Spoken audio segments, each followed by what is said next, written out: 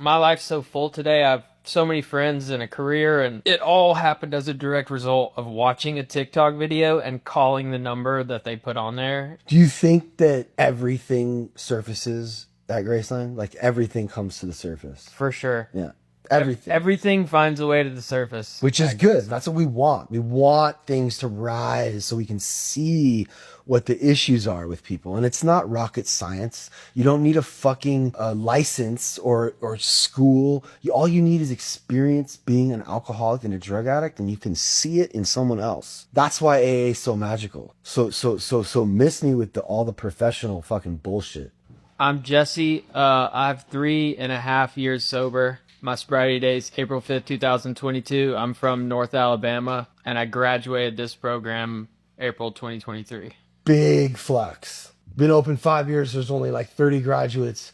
And out of those 30, there's obviously even less who are still sober, and Jesse's one of them. He's in my life in a big way today just because of TikTok. Directly from TikTok. You know? I went to my 6th or 7th detox, and I'm on TikTok. Graceland comes across the screen, and I'm like, fuck it, I'll give him a call. So I call him, I go, and I hang up. I don't say anything at all. She calls me back. She's like, as soon as you get out of there, just come to California. Me and my dad got in my truck, and we drove out. Upstairs right now, we're doing Thursday group. How many have you done? Over 100. And in that time, how would you explain to somebody why this house works and or what's different about it than other places, you know? First of all, this house introduces you to Alcoholics Anonymous, and it holds you accountable to work a program of Alcoholics Anonymous. First and foremost. That's the most important part. This house taught me like so much. The most important piece that's still in play is that I still do AA and I still sponsor guys and that kind of stuff. AA really is all encompassing. Like you're going to go through all the relationships, all the behavior, and you're going to try to make all that right and see your part. That's what AA is for anyone who doesn't understand. It's pretty simple, but it is all encompassing. You're looking at your whole life. So while you're here, we're making sure that you're also doing that alongside with everything that this house does. I tried to get sober a bunch of times, like 7 times. I've been to other sober livings that kind of let you do whatever you want. This was the first place that really held me accountable, like from day one until the very end, which I think was super important for me to be able to stay sober. To be fair, Jesse was semi-easy because he came in willing. Yeah, bro, I was absolutely done. I just hit bottom for like the last time and was willing to do whatever it takes. I get here my first day. I have no idea about the structure.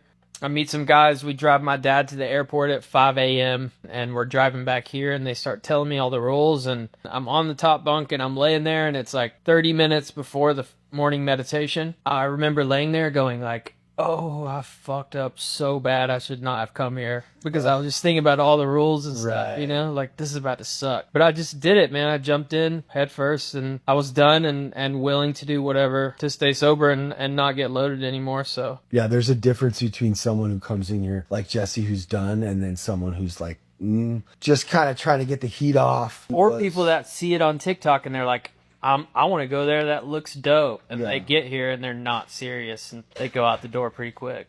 Yeah, but you know, if you're serious, it's really, from what I can see, one of the best bets around. Jesse graduated, and then now I've actively sponsored guys in this house. I come to groups every once in a while. I just have a special place in my heart for this house, and when I come across people needing help, Graceland is one of the first places that I send them to. Mm-hmm. I did the same thing with Liberty House. I don't know any other way. For people like us, you have to change your life entirely, and you have to make all new friends. It's just too hard out there on your own, you know. This is a really good way to do that.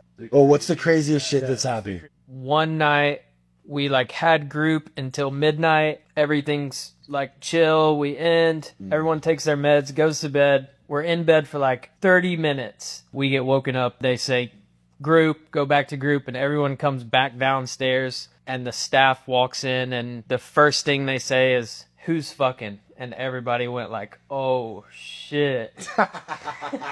See, this shit is kind of fun too, you know, like it's either so dark and dreary, or if you try to make light of it and you try to look at it as like a, you know, being little detectives for the betterment of everyone in the house, it's kind of, there is something exciting about it. Looking back, I had such a great time. We're like, Oh wait, what happened that night? We got to the bottom of 100% we got to the bottom of who was fucking. It took a little while, and then the person got honest, and the girl he was sleeping with had just recently left, so it was just him, but he ended up getting honest and wrote his words and stayed. Your peers are going to force you to get honest, and it says in the big book there are some unfortunates who are incapable of being honest with themselves, and they don't ever get sober. If you can't be honest with other people, then you're not going to be honest with yourself. And yeah, thank you, Jesse. For sure, man.